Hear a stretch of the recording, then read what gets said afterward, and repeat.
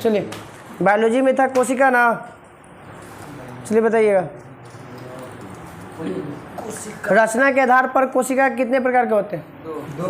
दो प्रकार। कौन कौन? प्रोकैरियोटिक और प्रोकैरियोटिक के अंतर्गत आने वाले जीव का नाम बताइए, 2-3 गो। जितना भी जो है ना अविकसित सब रहेगा ना, छोटा छोटा चीज सब प्रोकैरियोटिक में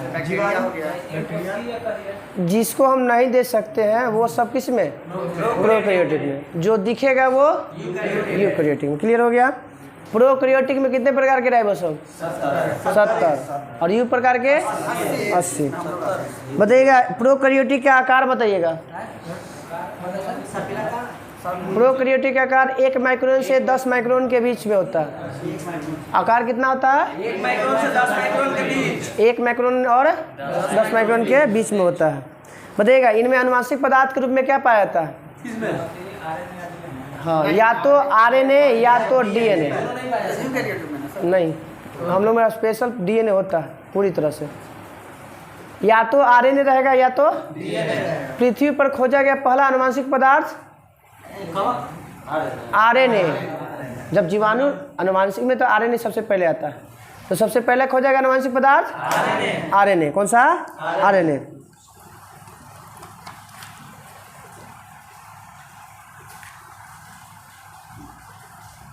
अब आते हैं इसमें अंतर तो सब जानते हैं। सबसे आदिम कोशिका कौन सा?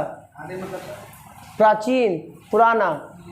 तो प्रोकैरियोटिक है, प्रोकैरियोटिक के अंतर्गत आने वाला। बताइएगा केंद्रक किसमें पूर्णतः मिलेगा? प्रोकैरियोटिक। केंद्रक यूकैरियोटिक में पूरा विकसित मिलेगा, केंद्रक पूरा केंद्रक मिलता है। बताइएगा प्रोकैरियोटिक में विभाजन किस प्रकार के होता है? और ठीक है, कोई प्रोकैरियोटिक में विभाजन जो होता है वो विभाजन किस किस प्रकार का हो सकता है? विखंडन हो सकता है, मुकुलन हो सकता है, ये सब हो सकता है प्रोकैरियोटिक में। और यूकैरियोटिक में हम लोग होता है कोची में ये होता है अर्धसूत्री और या तो समसूत्री होगा। असूत्री, हाँ असूत्री नहीं होता हम लोग। असूत्री मतलब उसमें एक कोशिकीय में, हाँ, जिसे विभाजन हुआ है, बांटा गया 2 भागों में जीव के आधार पर। लैंगिक और जनन पूछेगा तो 2 प्रकार के विभाजन में हम लोग आते हैं समसूत्री और अर्धसूत्री। हाँ, एगो बाइसेक्सुअल हम लोग में होता है, 2 प्रकार के, नर और मादा दोनों मिलेगा हम लोग में। चलिए,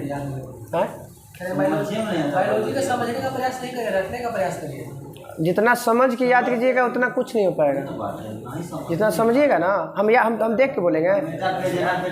वो मेटाफेज एनाफेज जब तक बढ़िया से नहीं पड़ेगा नहीं हो पाएगा। चलिए, तो हमारे शरीर में दोनों प्रकार के विभाजन होता है, समसूत्री भी है अर्धसूत्री। समसूत्री कब होगा? हाँ, कट फट टूट गया उस स्थिति में कौन सा विभाजन? समसूत्री विभाजन। और जनन के समय कौन सा विभाजन? अर्धसूत्री। हाँ, जनन आव का जनन होता है। जनन आव कहीं होगा? हाँ, जनन के समय जब ये लेती क्रोमोजोम और शुक्राणु और अंडाणु जो जाता है ना, उसमें जो विभाजन होगा ना, उसमें जो आता है सीधा सीधा निषेचन की क्रिया में जो होता है ना, वो आपका अर्धसूत्री विभाजन होता है। असल में 22 X जो 1 होता है। बताइए प्रोकैरियोटिक में कोशिका में कितना गुणसूत्र होते हैं? 1 गुणसूत्र होता है प्रोकैरियोटिक कोशिका में। प्रोकैरियोटिक कोशिका में 1 गुणसूत्र और यूकैरियोटिक में अधिक। अब लिमिट नहीं है, सब जीव का अलग अलग है। क्लियर हो गया? चलिए, इसका मतलब प्रोकैरियोटिक में अलैंगिकरण होना चाहिए। प्रोकैरियोटिक में हाँ वही होगा करता है, लेकिन होगा करता उसमें एक जीव से बहुत सी बनेगा। चलिए आते कोशिकीय संरचना आते हैं हम लोग। कोशिकीय संरचना तो बताइए कि कोशिका ऐसे जंतु और पादप के आधार पर 2 में बांटा गया, तो दोनों में अंतर बताइए। जंतु कोशिका और पादप कोशिका में मुख्य अंतर प्लास्टिड और कोशिका भित्ति दोनों में अति करता है। वही प्लास्टिड में तीनों आ जाता है। क्लोरोप्लास्ट में, प्लास्टिड में हो गया आपका हम लोग में नहीं पाया जाता है, और न कोशिका भित्ति हम लोग में पाया जाता है। दोनों जो है पेड़ पौधा का भाग, जिसको इंग्लिश में प्लास्टिक में होता है, इंग्लिश में हिंदी में होता है लवक, और उधर कोशिका भित्ति के सेल वाल कहते हैं, सेल वाल। हाँ हम हाँ कुछ बोला लवक है। हाँ लवक 3 प्रकार का होता है, हम लोग में नहीं होता है। हम लोग में प्लाज्मा मेम्ब्रेन होता है, ओकरों में प्लाज्मा मेम्ब्रेन, मगर अंतर होता है तो सेल वाल नहीं होता हम लोग में। लवक में इंग्लिश में पढ़िएगा क्रोमोप्लास्ट, क्लोरोप्लास्ट, ल्यूकोप्लास्ट, इंग्लिश में क्रोमो, क्लोरो और ल्यूको। हिंदी में आएंगे हरित लवक, वर्णी लवक और अवर्णी लवक। जिसमें रंग निर्धारण करता है फल बीज का, हो जाता है क्रोमोप्लास्ट। वर्णी लवक क्रोमोप्लास्ट। जड़ में पाया जाने वाला लवक है अवर्णी लवक, नहीं अवर्णी लवक, अवर्णी लवक जिसको इंग्लिश में बोलते हैं ल्यूकोप्लास्ट। अवर्णी लवक इंग्लिश में अब पत्ती में जो पाया जाता है उसे क्रोमोप्लास्ट, जिसको हम लोग हरित लवक, जिसके कारण क्या होता है, उसके कारण नहीं होता है मगर उसमें पाया जाता है क्रोमेटिन के कारण, क्लोरोफिल, क्रोमेटिन जैलिका, वो आपका गुणसूत्र में होता है। क्रोमोप्लास्ट है और क्रोमोप्लास्ट, क्लोरोप्लास्ट, ल्यूकोप्लास्ट, ल्यूको और ल्यूकोप्लास्ट है, हाँ, ठीक हो ना। हाँ, यानी कि हरित लवक, हाँ, वर्णी लवक, हरित हाँ, लवक का काम है मतलब भोजन संबंधी, हाँ भोजन बनाना। वर्णी लवक का काम है जड़ में पाया जाएगा जो भोजन को संचय करता है, भोजन को संचय, जैसे जड़ खाते हैं। अवर्णी में कहते हैं। हाँ? ल्यूकोप्लास्ट को अवर्णी, हाँ ल्यूकोप्लास्ट। आयो का काम है क्रोमो तो जान ही रहे ना, क्रोमो मतलब रंग होता है, तो रंग होता कौन हो जाएगा, वर्णी। क्लोरो मतलब हरित लवक जो पाया जाता है भोजन संश्लेषण में, प्रकाश संश्लेषण। क्रोमो मतलब रंग होता है सीधा सीधा, वर्णी लवक। और वर्ण मतलब भी क्या होता है, रंग होता है। कोशिकीय संरचना में आते हैं हम लोग। कोशिकांग को कितने भागों में बांटा गया है, मुख्यतः 3 भागों में। कितने भागों में, 3। कोशिका झिल्ली, कोशिका द्रव और केंद्रक। कोशिका झिल्ली, कोशिका द्रव और केंद्रक। ऐसे कोशिका में क्या पाया जाता है, सबसे पहले बाहर में जो पाया जाता है झिल्ली, उसे क्या कहते हैं, झिल्ली।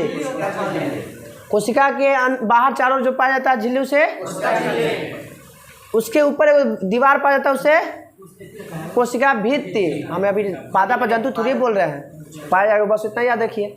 बाहर में जो दीवार पाए उसे कोशिका भित्ति, जो झिल्ली पाएगा उसे कोशिका झिल्ली। किसका बना होता है, हिस्टोन प्रोटीन का बना होता है, हिस्टोन प्रोटीन का बना होता है। किसका, हिस्टोन प्रोटीन का बना होता है। कैसा होता है कोशिका झिल्ली, अर्धपारक में होता है। चलिए अब आते हैं इसके अंदर वाला पार्ट में। माइटोकॉन्ड्रिया का काम क्या है, हाँ माने भोजन बना के देगा कौन, हाँ किचन नहीं, हाँ पावर हाउस मतलब बिजली उत्पादन का, माने ऊर्जा देता है, ऊर्जा घर बोलिए। किचन कहा जाता है थी में, पौधा में, पौधा का रसोई घर कहा जाता है पत्ती को, पौधा का रसोई घर। तो माइटोकॉन्ड्रिया का काम है ऊर्जा बनाना। माइटोकॉन्ड्रिया में कितने प्रोसेस होते हैं बताइए, श्वसन के लिए। माइटोकॉन्ड्रिया में एक ही होता है, कोशिका में बोलेगा ना तो होता है 2 गो। कोशिका में कितने प्रकार का श्वसन, 2 गो। पहला जो होता है कहाँ होता है, जैसे कहाँ होता है कोशिका में, कहाँ पे, ये कोशिका द्रव में पहला चरण जो होता है ना कोशिका का, वो पहला चरण आपका कोशिका द्रव में होता है, जहाँ पे ATP बनता है, 4 गो ATP बनता है, और 2 गो उसको किसको तोड़ने में, ग्लूकोज को तोड़ने में। बचा के गो 2 गो। अब वो 2 गो टूटा तो कोची बन गया, पायरुविक एसिड बन गया। क्या बन गया, वो पायरुविक एसिड पहुंचे कहाँ पे, माइटोकॉन्ड्रिया में। कहाँ पे, और वहाँ हवा के ऊपर ऑक्सीजन की उपस्थिति में कितना, 1 गो से टूटेगा 18 गो, 1 गो से, 2 गो से, और 2 गो बचल था कहाँ पे, कोशिका द्रव में। तो पूरा कोशिका में के गो ATP बना था, के गो ओवरऑल 40 गो बना था, ओवरऑल के गो, खर्चा के गो हो गया बोलेगा। माइटोकॉन्ड्रिया में के गो बना तो 36 गो। ध्यान से सुनिएगा, कोशिका बोला तो बना के गो तो 40 गो, बचा के गो तो 38 गो। माइटोकॉन्ड्रिया में के गो बना तो 18 दूनी 36 गो। क्वेश्चन अब कैसे आधार से पढ़ते हैं ये पर निर्भर करेगा, फंसाए वालों को कैसे दे सकता है। कोशिका माइटोकॉन्ड्रिया के आंतरिक दीवार को क्या कहा जाता है? हाँ, क्या कहा जाता है? क्रिस्टी। क्या कहा जाता है? क्रिस्टी। अब बताइएगा किडनी की आंतरिक दीवार को क्या कहा जाता है? किडनी की आंतरिक दीवार को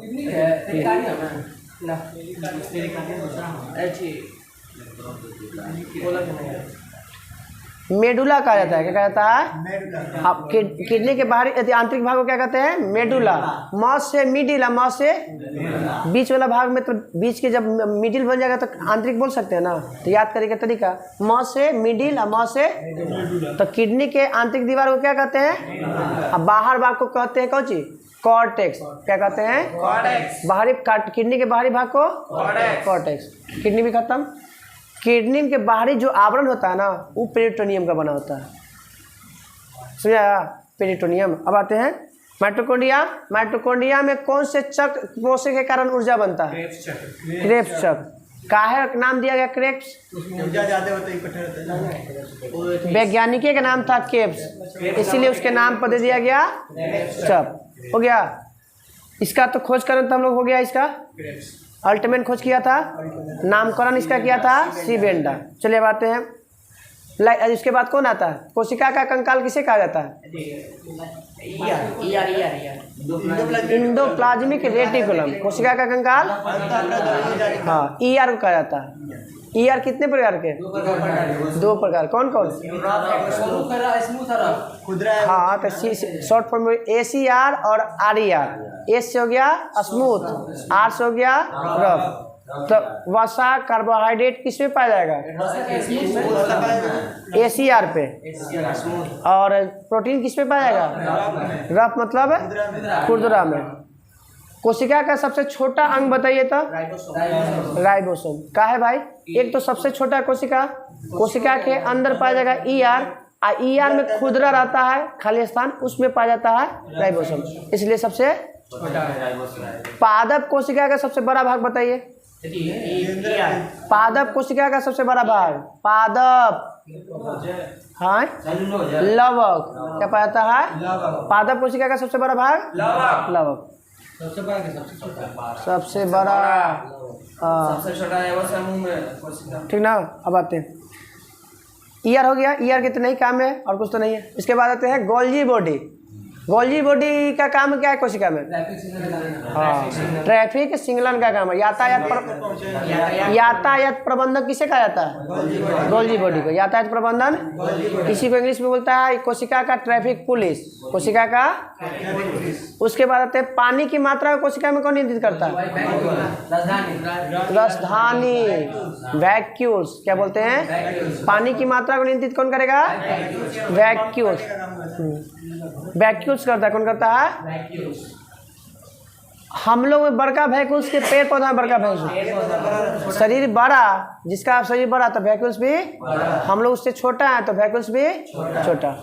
उसके बाद आते हैं हम लोग हमारे शरीर में कोशिका में विभाजन किसके द्वारा होता है? तरका या सेंट्रोसोम। हाँ, तरका या सेंट्रोसोम। खोज कौन किया था तरका के? बोबेरी। कौन किया था तरका की खोज? बोबेरी ने किया था। इंग्लिश में सेंट्रोसोम, हिंदी में तरका है। सुसाइडल बैग के नाम से जाना जाता है कौन? लाइसो। खोज कौन किया था? डी डुबे। कब किया था? 1958 में। 1958 में।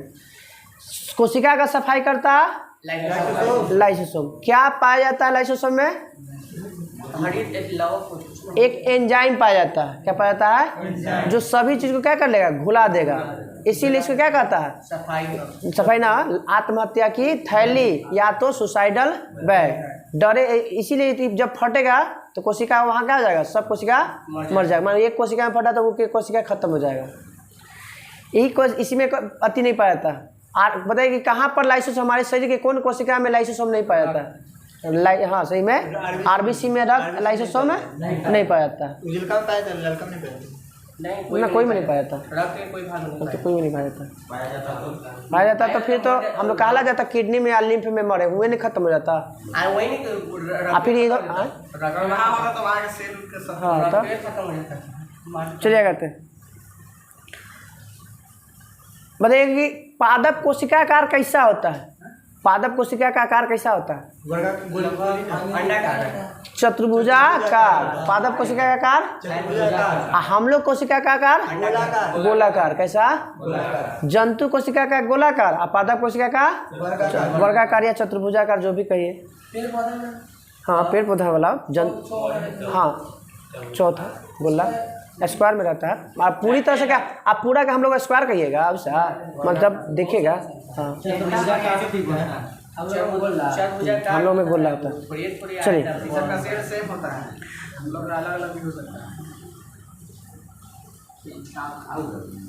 कोशिका पूरा है सर, अभी कोशिका में पहुँचे कहाँ हैं? अभी कोशिका में अब है राइबोसोम। राइबोसोम कितने प्रकार के? दो प्रकार के। किस कोशिका, हमारे कोशिका के किस अंग को प्रोकैरियोटिक में यूकैरियोटिक कोशिका कहा जाता है? किसको? माइटोकॉन्ड्रिया कहा जाता है। क्या कहा जाता है? क्यों? क्योंकि उसके स्पेशल एगो 70 इस प्रकार का राइबोसोम रहता है, अपना एनर्जी दे वाला। ताकि हाँ, कैसे होता है कि रसोईया खाना बनाता है तो एक लुका के रख देता है, तो स्पेशल एगो अपने लिए रख ले रहता है। कहला कि हम तो दे रहे हैं सब, हमारे पास कुछ बचे नहीं, तो हमको तो एनर्जी चाहिए, इसीलिए इसको कहा जाता है 70 इस प्रकार। हाँ, सबको ज्ञान दे रहा, अपने पास ज्ञान नहीं होता, बचा कर रखे होता है कुछ भाई ना मास्टर, कुछ ना कुछ छिपा कर रखे। राइबोसोम के गोल्जी बॉडी हो गया। बताइए कि पादप कोशिका में द्रव में मुड़ी हुई छड़ जैसी एक रचना पाई जाती है, उसे क्या कहते हैं? अब तो ऐसे मन से अनुसार हो गया था, अब किताब में डिक्टियोसोम कहते हैं। क्या कहते हैं? पादप कोशिका में एक मुड़ी हुई छड़ जैसी रचना पाई जाती है, उसे क्या कहते हैं? डिक्टियोसोम। इसको सिर्फ ऐसे भी तो सब इलेक्ट्रॉनिक सूक्ष्मदर्शी देखा जा सकता है।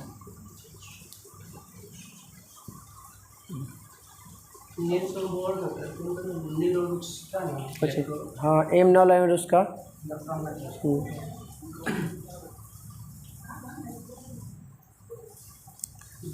लवक वगलक तो हो ही गया था। अब बताइएगा केंद्रक।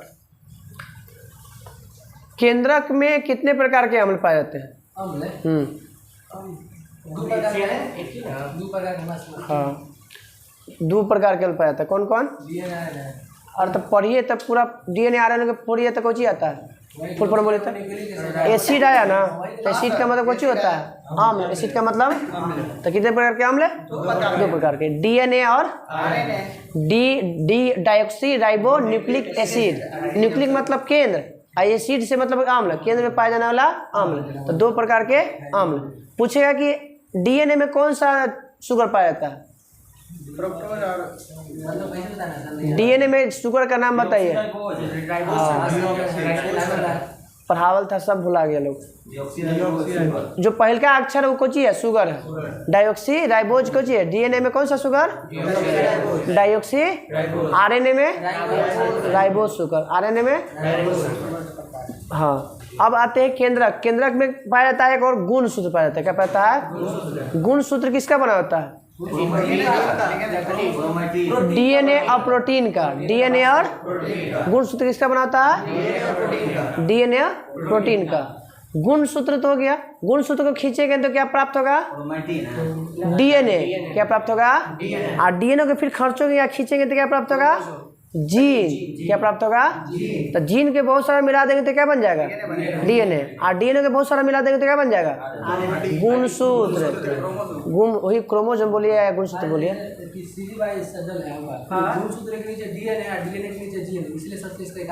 हाँ, सबसे ऐसे बोलता है DNA के क्रियात्मक खंड को क्या कहते हैं? जीन। DNA के क्रियात्मक खंड को जीन। जीन की खोज किसने किया था? जोहानसेन। जीन की खोज जोहानसेन कब किया था? 1909 में। गुणसूत्र हो गया। इसमें और कुछ केंद्रक में छुपल। हाँ हाँ, टाइम हो गया है, इसलिए खींच लेते हैं कोशिका वाला। मुझे लगता है कि नहीं खींचा पाएगा। पूरा कोशिका है सर, पूरा कोशिका था खत्म। कल फिर आधा रह जाएगा। चलिए 10 मिनट और खींच देते हैं।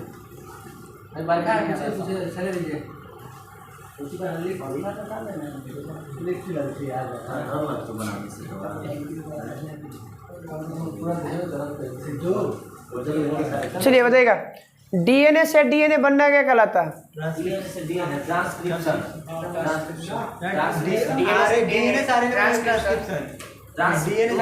अच्छा सब बोल लीजिए, उसके बाद ऐसे दीजिएगा, हम साथ में हम लोग याद है डीएनए से आरएनए रेप्लिकेशन, डीएनए से डीएनए बनना रेप्लिकेशन, एप्लीकेशन और डीएनए से आरएनए बनना ट्रांसक्रिप्शन, आरएनए से डीएनए बनना रिवर्स ट्रांसक्रिप्शन, डीएनए से आरएनए ट्रांसक्रिप्शन, और उसको फिर आने से डीएनए रिवर्स आ रहा है तो रिवर्स ट्रांसक्रिप्शन, डीएनए से डीएनए बनना रेप्लिकेशन,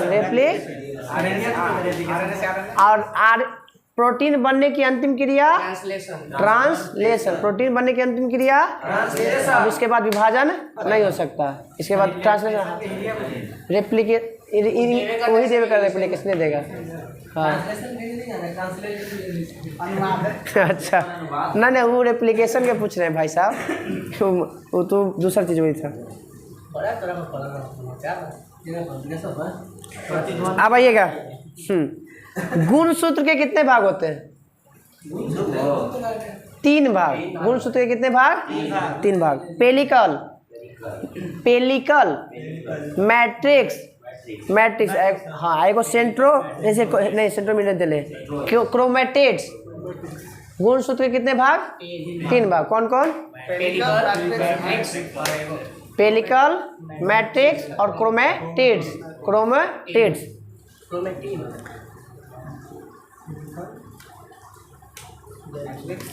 मैट्रिक्स में द्विकुंडलिक जो रचना पाया जाता है धागा जैसा द्विकुंडलिक, उसको क्या कहा जाता है?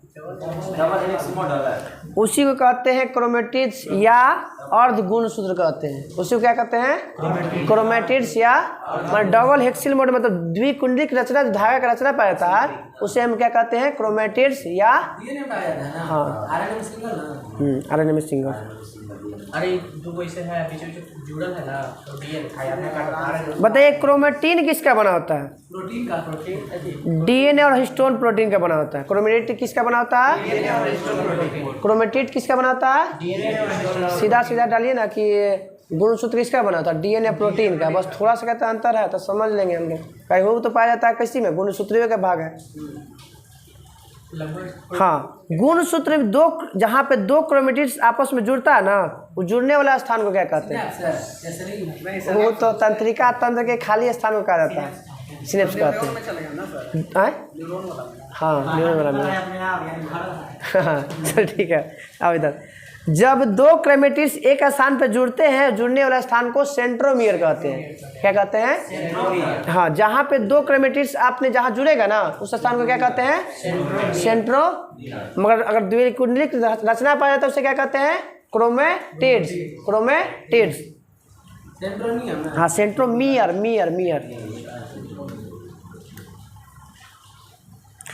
अब बताइएगा कि गुणसूत्र का निश्चित आकार प्रदान करने में कौन सहायता करता है? गुणसूत्र का निश्चित आकार प्रदान करने में कौन सहायता करता है? नहीं, अभी जो हम जोड़ने वाला भाग को क्या बताए थे? सेंट्रोमियर। तो गुणसूत्र का निश्चित आकार प्रदान कौन करेगा? सेंट्रोमियर। क्वेश्चन पूछा भी गया है कि गुणसूत्र को आकार निश्चित प्रदान करता है कौन? सेंट्रोमियर। किसकी उपस्थिति के कारण गुणसूत्र 2 भागों में बढ़ जाता है? दिमाग लगाइए, आकार कौन प्रदान करता है? सेंट्रोमियर। तो ओकरे उपस्थिति में जो है 2 भाग में, जो कोई अगर संचालन करता है तो ओकरे मन के अनुसार न बटेगा 2 भाग में, या एगो रहेगा? 2 भाग में बांटेगा, गुणसूत्र को 2 भाग में बांटेगा भी सेंट्रोमियर, और उसका निश्चित आकार भी करेगा कौन? सेंट्रोमियर। हो गया? सेंट्रोमियर सर, सेंट्रोसोम कोशिका विभाजन करता है सर। हाँ अंदर आई कोशिका के अंदर सेंट्रोसोम। हाँ अब एक और क्वेश्चन है, अच्छा क्वेश्चन है। गुणसूत्र के शीर्ष भाग को क्या कहते हैं? हाँ ऊपर को इंग्लिश में ऊपर को क्या कहेंगे? टॉप। टेलोमियर कहते हैं। क्या कहते हैं? टेलोमियर। गुणसूत्र के शीर्ष भाग को क्या कहेंगे? गुणसूत्र के शीर्ष भाग को टेलोमियर। टॉप से इसी याद रखेंगे, ऊपर में रहता है कोची टॉप, टॉप से कोची बन गया टेलोमियर। टेलोमियर। चलिए यहाँ तक रहने देते हैं, अब अगला दिन कर लेंगे। आधा आधा होमवर्क रहा है पूरा, वो नहीं करिए। ऐसे 10 मिनट खींचता था, केमिस्ट्री कुछ खींच देते हो उगता उगता ना, तो फिर बोलबा तो सेट मार लो, क्या कर लो 10 मिनट खींच पा नहीं। आज मारेंगे ऐसे पनिया में आप जाइएगा तो कैसे होगा, फिर छूटेगा तो ये ना। चला होगा, बंद करो बंद करो। दरोगा वाला सेट मंगवाइए।